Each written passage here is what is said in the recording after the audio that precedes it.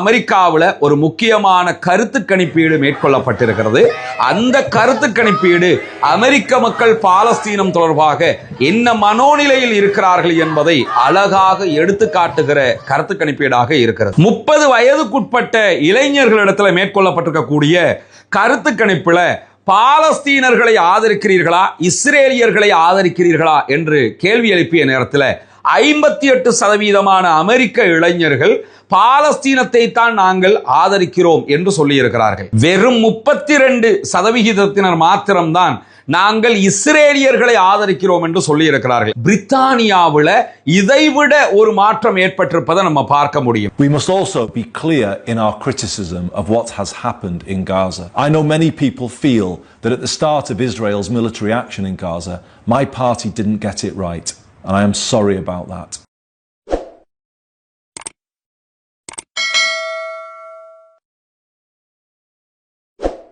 பாலஸ்தீனம் என்கிற ஒரு பெருநிலப்பரப்பு, அந்த பெருநிலப்பரப்புல இஸ்ரேல் என்கிற ஒரு ஆக்கிரமிப்பு நாட்டை பிரித்தானியாவும் அன்றைக்கு இருந்த வல்லாதிக்க நாடுகளும் சேர்ந்து உருவாக்கியது நமக்கெல்லாம் தெரியும். இன்றைக்கு இருக்கக்கூடிய இஸ்ரேல் என்பது ஆக்கிரமிக்கப்பட்ட பாலஸ்டைன் என்பதுதான் நிதர்சனமான யதார்த்தமான உண்மை. இப்படியான சூழல்ல ஒரு நாட்டையே அபகரித்தார்கள், அந்த நாட்டினுடைய மக்களை வேட்டையாடினார்கள், விரட்டி அடித்தார்கள், கொன்று குவித்தார்கள். இன்றைக்கு 50-60 ஆண்டுகளாக அந்த நாட்டுக்குரிய மக்கள் எங்கள் நாடு எங்களுக்கு வேண்டும் என்று போராடி கொண்டிருக்கிறார்கள். இப்படியான சூழல்ல உலகம் முழுவதும் ஆக்கிரமிப்பு செய்தது சரியானது என்றும் ஆக்கிரமிக்கப்பட்டவர்கள் அநியாயக்காரர்கள் என்கிற விதமாகவும் ஊடகங்கள்ல தொடர்ந்து இந்த செய்திகள் உண்மை பொய்யாக்கப்பட்டு பொய் உண்மையாக்கப்பட்டு பரப்பப்பட்டதெல்லாம் நமக்கு தெரியும். அந்த காலகட்டம் எல்லாம் தொலைக்காட்சியும் ரேடியோக்களும் இருந்த காலகட்டம். இதை தாண்டி வேற ஊடகம்னு பெருசாக எதுவுமே இல்லை.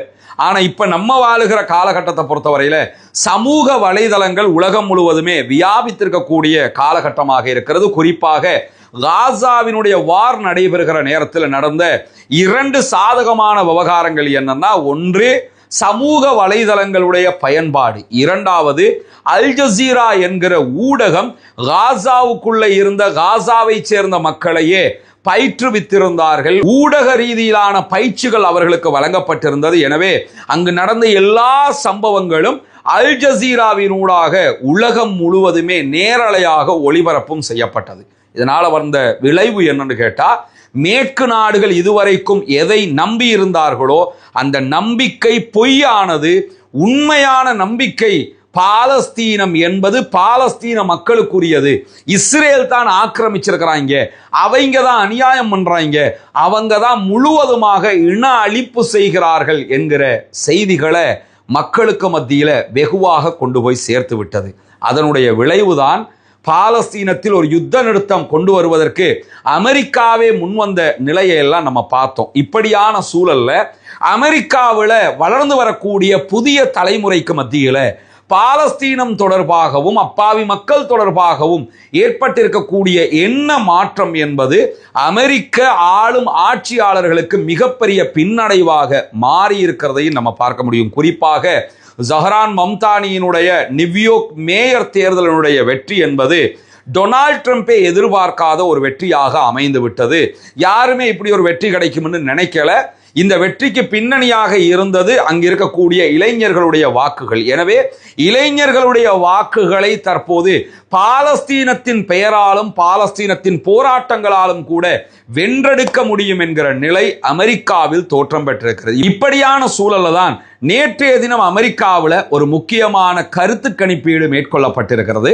அந்த கருத்து கணிப்பீடு அமெரிக்க மக்கள் பாலஸ்தீனம் தொடர்பாக என்ன மனோநிலையில் இருக்கிறார்கள் என்பதை அழகாக எடுத்து காட்டுகிற கருத்து கணிப்பீடாக இருக்கிறது. 30 வயதுக்குட்பட்ட இளைஞர்களிடத்தில் மேற்கொள்ளப்பட்டிருக்கக்கூடிய கருத்து கணிப்புல பாலஸ்தீனர்களை ஆதரிக்கிறீர்களா, இஸ்ரேலியர்களை ஆதரிக்கிறீர்களா என்று கேள்வி எழுப்பிய நேரத்தில் 58% அமெரிக்க இளைஞர்கள் பாலஸ்தீனத்தை தான் நாங்கள் ஆதரிக்கிறோம் என்று சொல்லியிருக்கிறார்கள். வெறும் 32% மாத்திரம்தான் நாங்கள் இஸ்ரேலியர்களை ஆதரிக்கிறோம் என்று சொல்லி இருக்கிறார்கள். 2 வருஷத்துக்கு முன்னாடி எல்லாம் இது மாதிரி ஒரு கருத்து கணிப்பீடு நடத்தினா அமெரிக்காவில் 98% இஸ்ரேல் தான் எங்களுடைய ஆதரவு தளம் என்று மிக தெளிவாக சொல்லிவிடுவார்கள். இன்றைக்கு நிலைமை மாறி இருக்கிறது.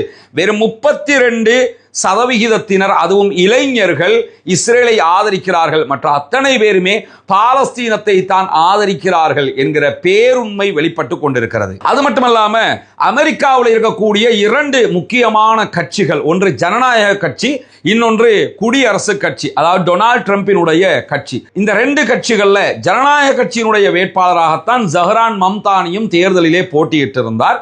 ஜஹ்ரான் மம்தானியினுடைய அந்த ஜனநாயக கட்சியை சேர்ந்தவர்கள் 72% பாலஸ்தீனத்திற்கு ஆதரவாக இருக்கிறார்கள் என்றும் வெறும் 26% தான் இஸ்ரேலுக்கு ஆதரவாக இருக்கிறார்கள் என்கிற தரவுகளும் இந்த கருத்து கணிப்பீட்டிலே வெளியாகி இருக்கிறது.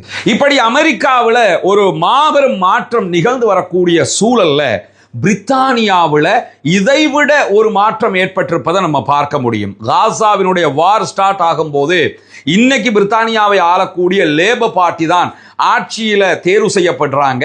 தேர்வு செய்யப்படும் போது லேபர் பார்ட்டியினுடைய தலைவராக, பிரதம மந்திரியாக தேர்வு செய்யப்படுகிற ஸ்டாமர் அவங்க கம்யூனிச சித்தாந்தத்தை கொண்டவராக இருக்கிற காரணத்தினால அது காசாவுக்கு ஆதரவான தெளிவான நிலைப்பாடாக அவருடைய நிலைப்பாடு இருக்கும்னு உலகமே எதிர்பார்த்த நேரத்தில் அப்படி தெளிவான ஒரு நிலைப்பாட்டுக்கு ஸ்டாமர் போகல.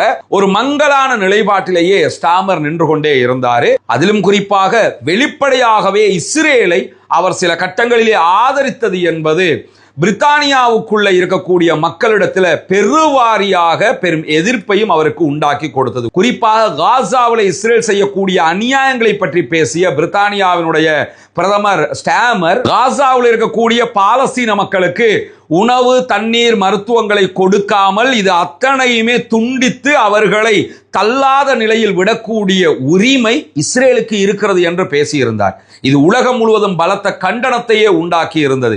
ஒரு சமூகத்தை அழிக்கிற இஸ்ரேலுடைய செயல்பாட்டை அவர்களுடைய உரிமை என்று எப்படி பிரித்தானியாவுடைய பிரதமர் பேச முடியும் என்கிற அளவுக்கு மிக பெரும் அழுத்தமான சூழலை ஸ்டாமர் சந்தித்த நிலையில தான் பிற்பட்ட நாட்கள்ல ஸ்டாமருடைய மனநிலை கொஞ்சம் கொஞ்சமாக மாறியது. அதனுடைய மாற்றத்தின் அடுத்த கட்டம் தான் பாலஸ்தீனத்தை தனி நாடாக நாங்கள் அங்கீகரிக்கிறோம் என்று பிரித்தானியா அறிவித்தது. ஏன்னா பிரித்தானியா தான் பாலஸ்தீனத்துக்குள்ள இஸ்ரேல் என்கிற இந்த மாபாதக நாட்டை உருவாக்கியவர்கள். அவர்களே பாலஸ்தீனத்தை நாங்கள் தனி நாடாக அங்கீகரிக்கிறோம் என்று அறிவிக்கிற நிலைக்கு தள்ளப்பட்டார்கள். இப்ப ஏற்பட்டிருக்கக்கூடிய விவகாரம் என்னன்னா, லேபர் பார்ட்டியினுடைய பிரதமராக செயல்பட்ட ஸ்டாமர் பதவி விலகுகிறார். உள்நாட்டுக்குள்ள அவர் கொண்டு வந்த சில திட்டங்களால் அவர் பதவி விலக வேண்டிய நிர்பந்தம் ஏற்பட்டிருக்கிறது. பதவி விலகுகிறார். அந்த இடத்திற்கு புதிதாக பிரதமர் என்கிற பதவியை ஏற்க இருப்பவர் ஆண்டி பர்ன்ஹாம் என்கிறவர். இவர்தான் புதிய பிரதமராக அறிவிக்கப்பட இருக்கிறார். அவர் ஊடகங்களுக்கு பேசும்போது மிக தெளிவான ஒரு செய்தியை சொல்லி இருக்கிறார். என்னன்னா, காசா விவகாரத்தில் என்னுடைய நாடு நடந்து கொண்ட முறைக்கு நான் பகிரங்கமாக மன்னிப்பு கேட்கிறேன். குறிப்பாக காசாவினுடைய மக்களை பட்டினி போடுகிற, மருந்து கொடுக்காமல், உணவு கொடுக்காமல் அவர்களை அலைக்கழிக்க வைக்கிற, அவஸ்தைக்கு உள்ளாக்குகிற உரிமை இஸ்ரேலுக்கு இருக்கிறது என்று என்னுடைய கட்சி தலைவராக, என்னுடைய கட்சியின் பிரதம மந்திரியாக இருந்தவர் சொன்ன செய்திகள் மிக பிழையானது. அதற்கு நான் பகிரங்கமாக மன்னிப்பு கேட்கிறேன் என்று அறிவித்திருக்கிறார். தற்போது பிரித்தானியாவினுடைய நிலையும் இஸ்ரேலுக்கு எதிரான தெளிவான நிலையாக மாறி வருவதை நம்ம பார்க்க முடியும். எனவே அநியாயக்காரர்கள் எப்போதும் அநியாயம் செய்து கொண்டே இருக்க முடியாது. உலகம் பார்த்து கொண்டிருக்கிறது, மக்கள் பார்த்து கொண்டிருக்கிறார்கள். எனவே நீதி நிலைநாட்டப்படும், நீதி வெல்லும் என்கிற நம்பிக்கை எப்போதும் இருக்கிறது. அமெரிக்காவிலும் பிரித்தானியாவிலும் பாலஸ்தீனத்திற்கு ஆதரவான நிலைப்பாடு உச்சமாக வெளிப்படுத்தப்பட்டு வருவது மிக வரவேற்புக்குரியது. பாலஸ்தீன மக்களுக்கான உரிமை தேடலுக்கான ஒரு விளைவாக இது மாறி இருக்கிறது என்கிற நிலையில பிரித்தானியாவினுடைய புதிய பிரதமராக வர இருப்பவருடைய இந்த அறிவிப்பை பாலஸ்தீன போராட்ட குழுக்கள் அத்தனையும் வரவேற்றிருக்கின்றன என்கிற மேலதிக செய்திகளையும் இந்த இடத்திலே பதிவு செய்ய விரும்புகிறோம்.